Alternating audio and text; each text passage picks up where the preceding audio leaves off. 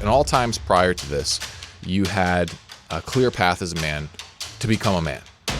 What's popped up as a counterculture to that is like discipline culture, like grind culture.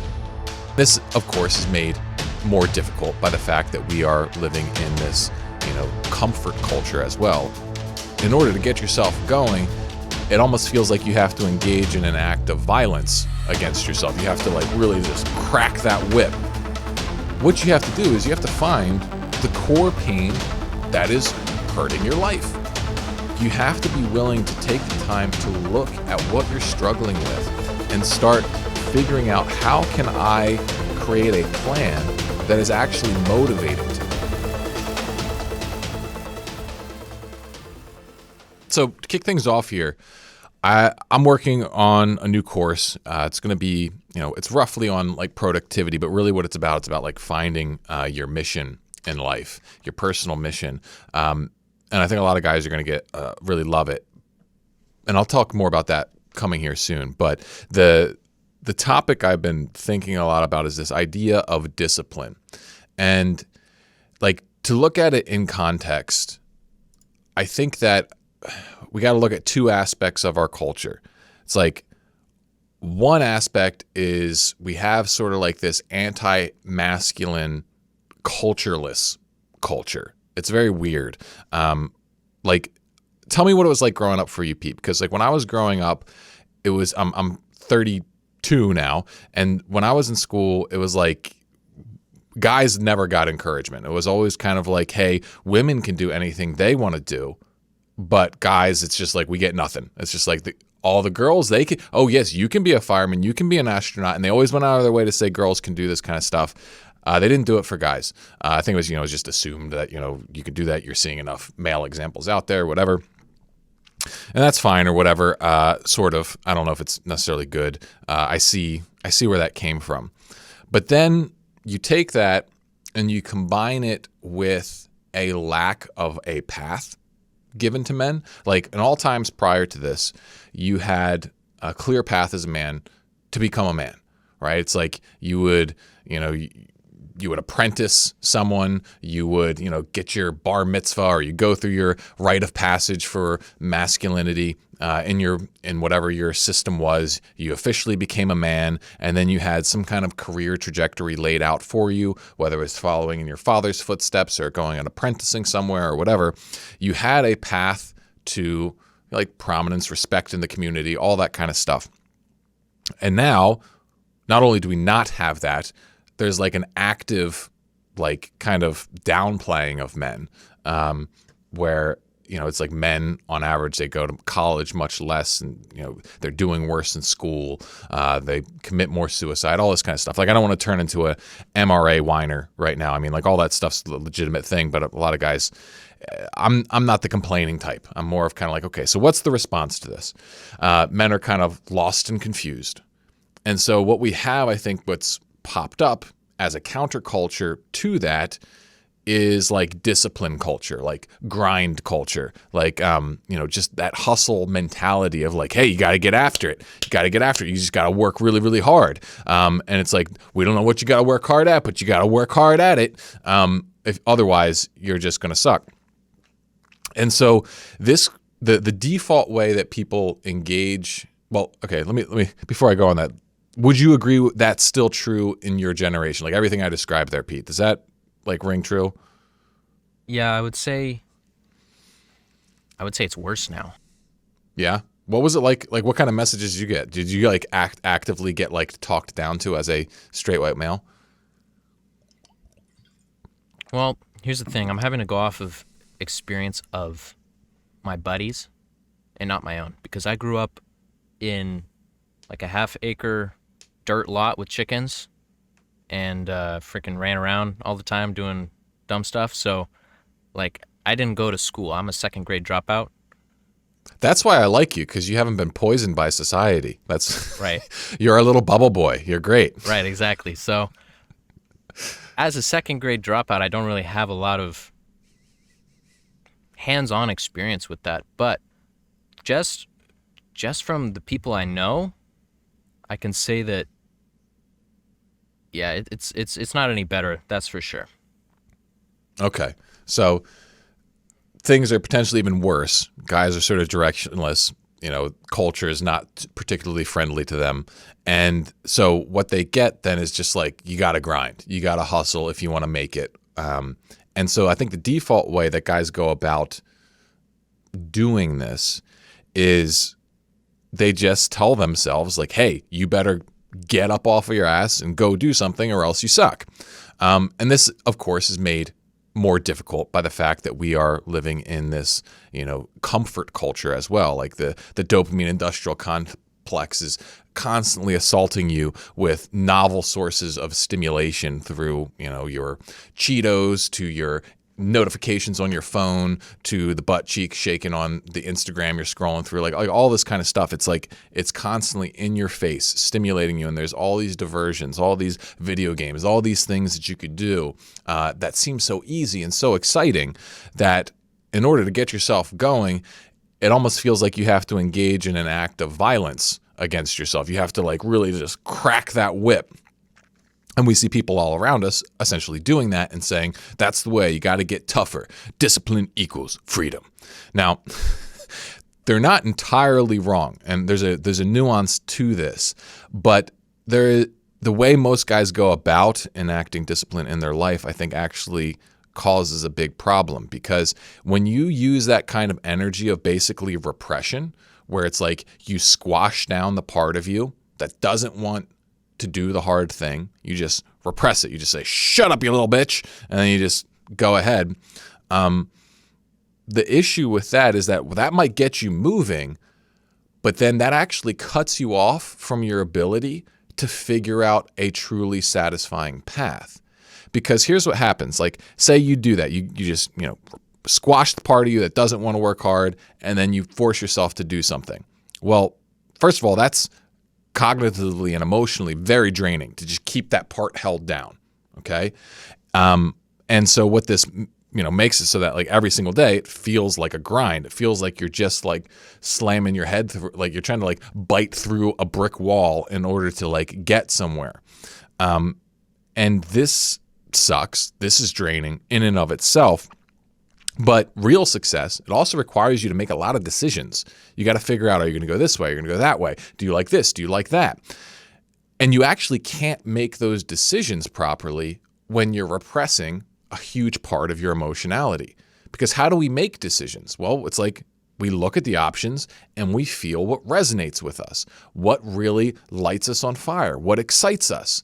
But if you're in the process of repressing your emotions to get yourself taking action, well, then all of a sudden you don't know what the fuck to do. And so what you end up doing is you just keep going along like a hamster on a wheel, grinding and grinding and grinding at something that may or may not be fulfilling at all.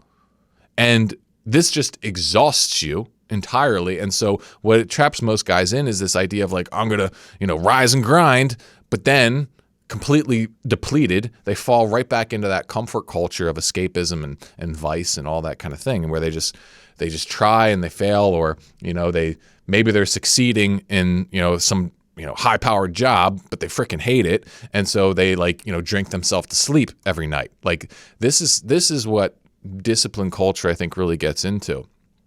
And so I've been thinking like really hard about that, and I've hit on it before, but I think the only way out of this is to learn how to basically forget discipline, at least that type of discipline, and tap into devotion.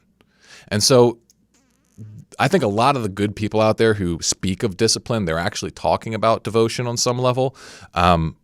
They just haven't made this distinction. But devotion is when you, instead of repressing the part of you that doesn't want to work and shit like that, you actually connect to it more. And what you're trying to do actually is find your most pertinent present pains. You're actually trying to find, where are you suffering, okay? And what you're trying to do actually is you're devoting yourself to making yourself happy and actually doing that from a place of love, instead of from this place of like hate, where it's like, do this stuff so that, you can stop sucking. It's like, hey, I actually really care about you, and I really care about the pain you're experiencing.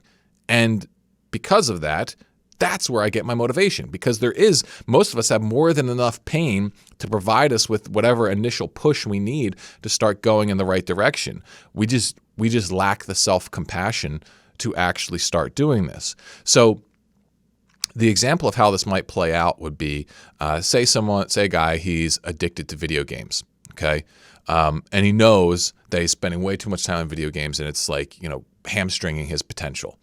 The discipline mindset guy, the rise and grind guy, is just like, all right, you gotta stop playing that, and you just gotta like get out there and you gotta join like a, one of those like mainline marketing like groups and just start cold calling people. You just gotta hustle. It's like, or you gotta, get online and start a drop shipping company. I don't even know what the hell that is. I just know a lot of guys try to frickin' do it, and it's just like another hack thing. I don't even know. It's like you got to go out there and you just got to do the hard thing. And so the video game guy tries to quit, and he forces himself to do this stuff, and it gets really confusing. It's really hard. He doesn't know how to make the decisions. He hates it, and then he just falls back into playing video games, either weeks, days, or sometimes even just minutes later after just contemplating the idea. He's exhausted. All right, that's the discipline mindset. But if you're going to be practicing devotion, what you're going to be doing is like, all right, well, why am I playing video games all the time?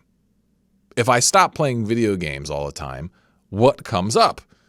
Well, probably some kind of pain, right? Maybe it's the fact that if I'm not playing video games, my life sucks. Well, what part of your life sucks the most? Maybe you are really, really lonely. Okay, you don't have anyone in your life. And like the only way you can actually interact with other humans is to go play video games. You play some kind of online game. Maybe you are deeply insecure. Okay, maybe it's because of your appearance, or maybe it's because you don't have any skills, you don't have any social status or something like that, right? It's like what you have to do is you have to find the core pain that is hurting your life. And maybe it's a stack of pains, right? Like maybe it's like, oh, my pain is that I don't have a romantic partner. And, the reason I don't have a romantic partner is because I lack confidence. And the reason I lack confidence is because, I don't have social skills, or I'm out of shape, or whatever. And you actually got to like get to know what your pain is. And once you start to get to know what your pains are, you can think, well, hey, I don't want to hurt anymore. What if I started to devote myself to removing the pains from my life? What if I actually started to try to devote myself to healing some of this stuff, fixing it up? Well, what's cool about this is that your primal self, your emotional self that's feeling all this stuff, instead of having to repress it like you do when you are engaging in discipline, you can actually offer it a path forward, and it might start working with you. It might actually start being very motivated to do the things, as long as it's targeting the pains you're actually feeling in the proper order. And so this is really the key. It's like you have to be willing to take the time to look at what you're struggling with and start figuring out, how can I create a plan that is actually motivating to me? And if you're not doing great in life, then that plan to motivate you, it's going to have to address your fundamental pains. And once you start clearing up that stuff, you clearing out, you start getting social connection, you have a, decent-ish job, you're in an all right shape and that kind of thing. Well, then your pains start to become, they change. It starts to become like, well, maybe your biggest pain you're facing is the issues you see in the world. You see, oh, there's a problem out in this world, and that really bugs me that it's like that. Well, maybe I'm going to go out and do something. Well, once you clear up your personal pains enough, you start seeing pains in the world you give a crap about, and that's how you start finding your mission like in the world. And that is what most guys are looking for. They just try to jump to that. It's like, what am I supposed to do with my life? It's like, well, you actually can't even see that, because there's so much shit in the way of it that you're not even going to be able to find what you connect with, because you're not even connected with yourself.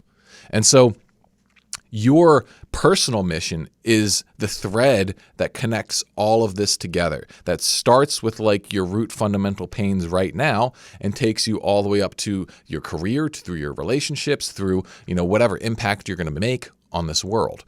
And so,